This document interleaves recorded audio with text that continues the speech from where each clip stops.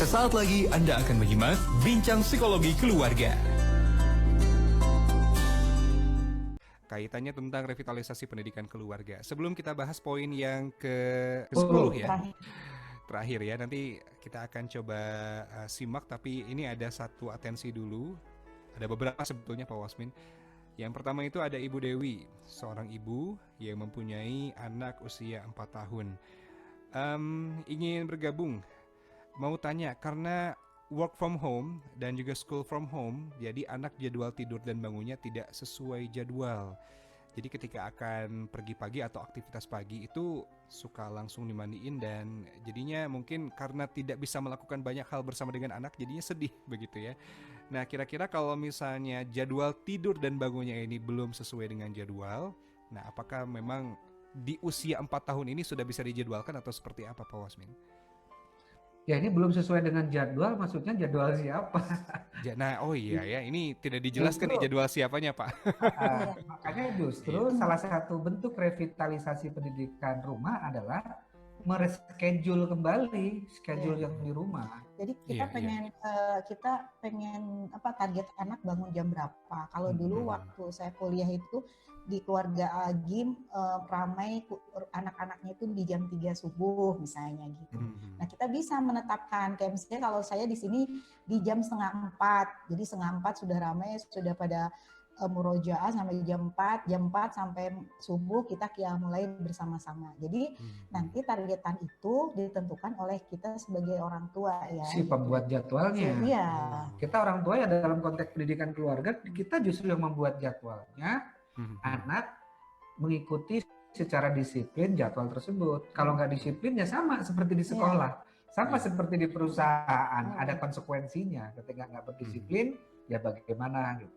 Seperti anak saya yang paling kecil ya, yang sedang SD, kelas 1 mau kelas 2 sekarang. Jadi ketika dia habis subuh tidur lagi, kalau habis subuh tidur lagi, dia nanti malamnya, sorenya itu habis isya langsung tidur. Dia tidak boleh, jatah nonton habis isya kan ada tuh habis isya. Itu boleh nonton sampai jam 9. Itu tidak ada, dia langsung tidur. Kalau nggak langsung tidur, dikembalikan lagi ke malam berikutnya, atau ada jatah main tablet, dihilangkan jatah main tablet. Jadi begitu. Kalau nggak begitu ya nggak jalan. Betul. Kalau hanya nasihat-nasihat saja, ingat Google lebih pintar menasihati. Tinggal nyetel Google bisa. Nasihat dari siapa saja banyak di Google gitu. Iya, betul ya. Ini bangun tidurnya tadi misalnya jam 3:15 harus bangun karena ke WC, kemudian 3:15 harus sudah murojaah Al-Quran. Nah, ini emang di awal-awal dicek gitu ya. Nah, kemudian kita tinggalin beberapa saat gitu ya, jalan enggak gitu. Kalau belum jalan berarti kita harus belum siap untuk dilepas gitu. Dan kalaupun misalnya sudah jalan, kita ada masuk sekali-kali gitu, sidak ya, inspeksi mendadak. Sidak gitu, kayak tadi saya sidak ketika disetrika itu masih ada dari 18 orang, 16 orang masih 4 yang melanggar, dalam artian masih ada bajunya dan kena sanksi gitu. Jadi pagi-pagi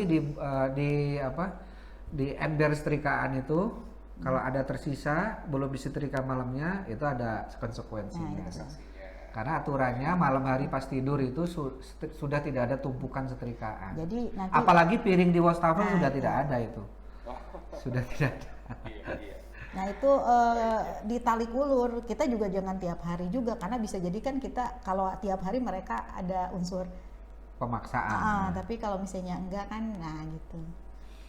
Ya itu silakan orang tuanya. Ya di situ perannya merevitalkan kembali peran. Apalagi masih 4 tahun ya anaknya ya. Wah, masih mudah sekali 4 tahun mudah banget untuk dilatih untuk bangun pagi. 4 tahun paling senjatanya apa? Nangis palingnya.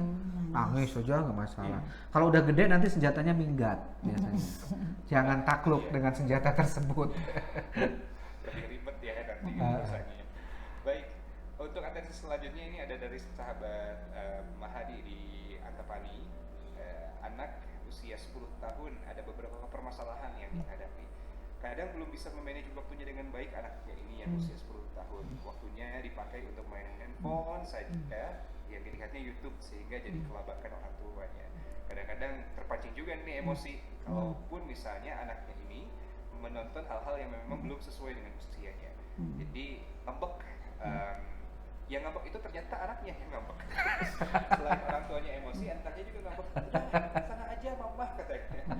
Kan udah dikasih tahu, mamanya itu bilang seperti itu. Kan udah dikasih tahu kalau lihat handphone, jangan lihat tayangan yang tidak sesuai dengan usianya. Ditanya, itu ceritanya apa, yang ditonton apa, gitu. Jadi responnya seperti itu. Dan yang lebih menantang lagi adalah anak yang usia 10 tahun ini kadang-kadang gak mandi kalau lagi di rumah saja tuh, tidak sholat sunnah, apalagi kesiangan sholat subuh, padahal itu kan sholat yang wajib.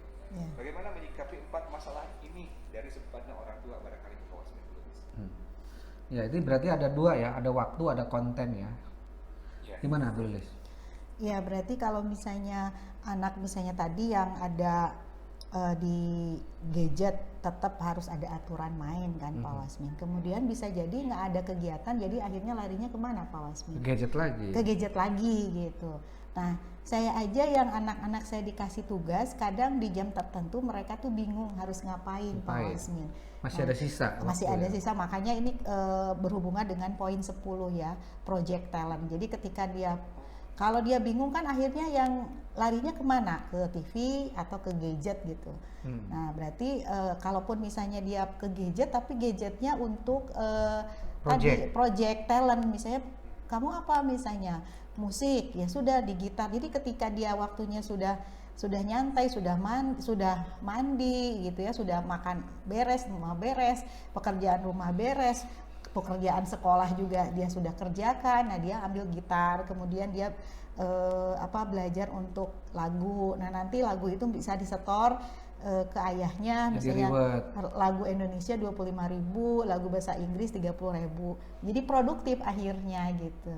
Nah dulu saya juga emang ngelihat ini anak saya dari siang itu sampai sore nonton aja, kalaupun misalnya pegang gadget gitu. Nah emang nggak ada kerjaan, bingung juga kalau kita nggak ada ini. Makanya kita harus rancang. Kalau itu udah selesai tadi yang poin 1 sampai 9 sudah selesai, kan waktu 24 jam tuh Pak Wasmin.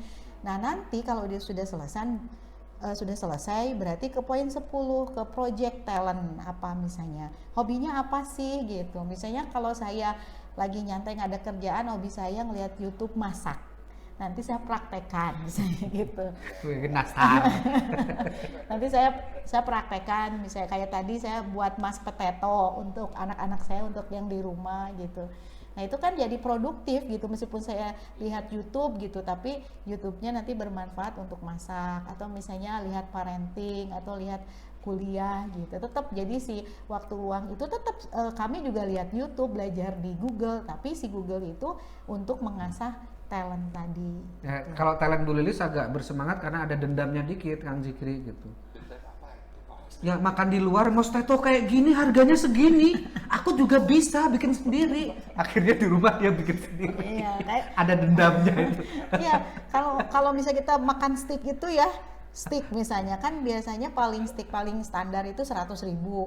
Nah itu kalau banyakan gimana? Akhirnya besok saya mau belajar tentang mashed potato, bikin steak. Jadi pagi tadi sarapannya kita makan sarapan mashed potato sama steak gitu. Sebulan yang lalu Kang Zikri, 6 anak saya sudah punya project semua. 6 anak saya. Yang pertama ngevlog, yang kedua musik, yang keempat novel, yang ketiga gambar yang digalau. Nah, itu justru yang ketiga itu bulan kemarin belum. Akhirnya saya kasih yang ketiga warning, kalau seminggu ini belum punya juga project, handphone ayah ambil sampai kamu punya project. Bener, seminggu nggak punya project juga, handphone saya ambil, nggak boleh diambil lagi. Akhirnya dia kelihatannya sudah agak kuat. Masih juga seminggu, kalau seminggu lagi belum juga nggak boleh nonton TV. Akhirnya ketika sudah nggak boleh handphone, nggak boleh nonton TV, akhirnya dia bikin project sekarang ya. Projectnya gambar. Dan sekarang udah kembali lagi ke pesantrennya ya. Jadi kalau nggak ada project, akhirnya banyak waktu-waktu luang, banyak waktu kosong. Anehnya orang tua itu marah ketika anaknya main handphone terus, tapi nggak diambil handphonenya. Lucu. Ini ada yang lucu banget ya orang tua.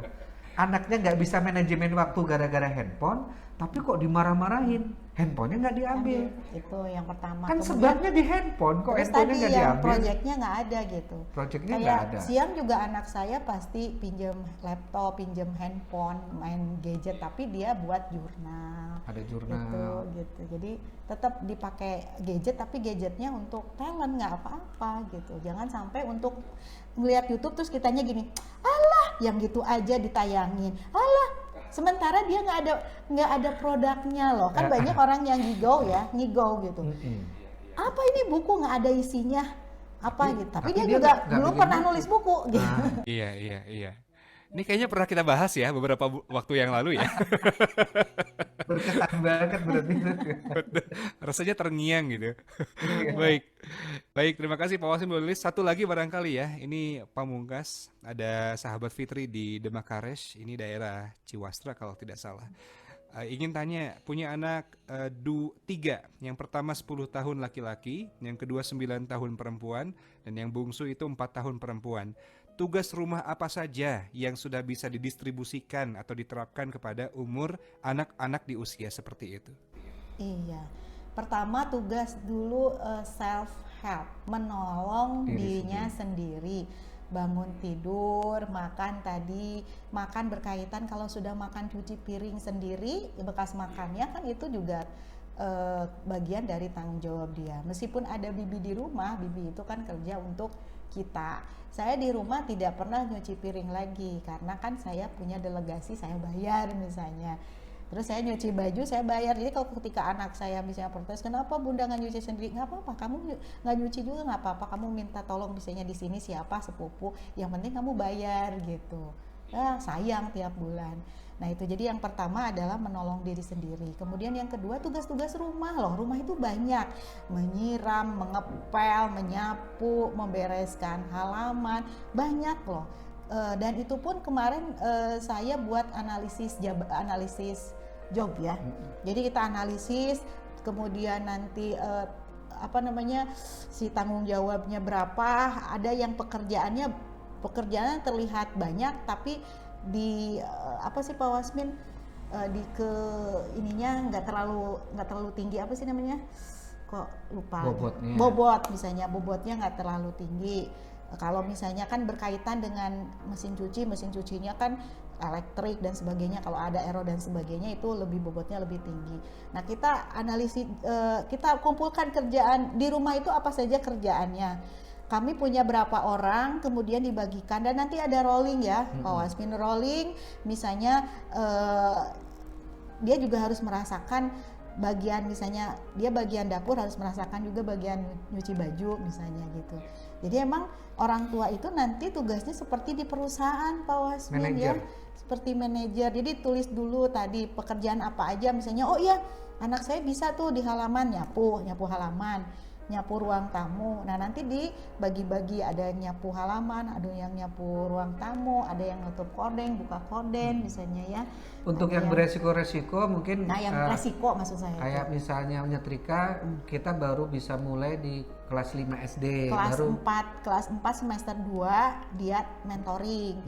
Jadi satu semester itu dia melihat gimana caranya, kemudian dia mempraktekkan tapi tetap ada tutornya. Nah ada mentornya, bukan tutor, ada mentornya. Baru di kelas 5 dia sudah dilepas full itu nyetrika kan ada beresiko ya. Kalau misalnya nyuci celana dalam itu di kelas 1 SD sudah bisa Pak Wasmin. Ya, karena sebentar lagi mau puber ya. Iya, satu SD sudah bisa nyuci celana dalam, dan itu pun nanti kita mentoring lagi. Dia pertama lihat dulu yang kita kerjakan. Kemudian yang kedua adalah sama-sama mengerjakan ya Pak Wasmin.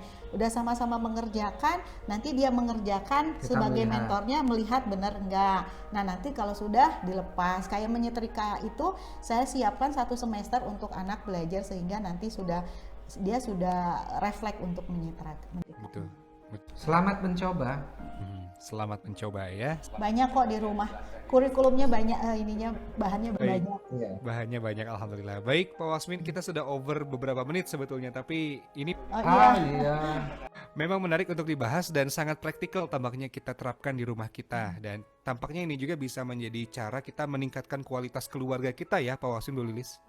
Betul. Ya, betul. Alhamdulillah. Di akhir mungkin ada hal yang perlu ditegaskan kembali karena ini kan part terakhir ya tentang revitalisasi pendidikan keluarga. Ya, ini biasanya menjelang tahun ajaran baru Anak Langit sudah tutup, tapi nggak tahu ini masih ada kursi ya. Silahkan orang tua yang tinggalnya di Cileunyi dan sekitarnya, ada Cibiru, Ranca Ekek, Jatinangor, silakan untuk mendaftarkan anaknya di SD Anak Langit, SD Islam Internasional Anak Langit, juga di Prasekolah Anak Langit. Masih dibuka pendaftaran. Silakan hubungi ke 0811 225 002. 0811 225 002. Baik, alhamdulillah. Itu informasinya bagi Anda yang akan apply seperti ke perusahaan ya, daftar maksudnya. Daftar ke Anak Langit insya Allah. Baik, di pekan depan kita sudah insya Allah beralih tema ya, Pak Wasmdul Lilis. Ya, kita beralih tema. Kita nantikan tema apa yang akan diangkat. Terima kasih banyak Pak Wasmdul Lilis untuk pagi hari ini. Dan sahabat MK selamat untuk mempraktekkan apa yang telah kita bahas selama 1 bulan terakhir ya. Terima kasih. Assalamualaikum warahmatullahi wabarakatuh. Waalaikumsalam warahmatullahi wabarakatuh.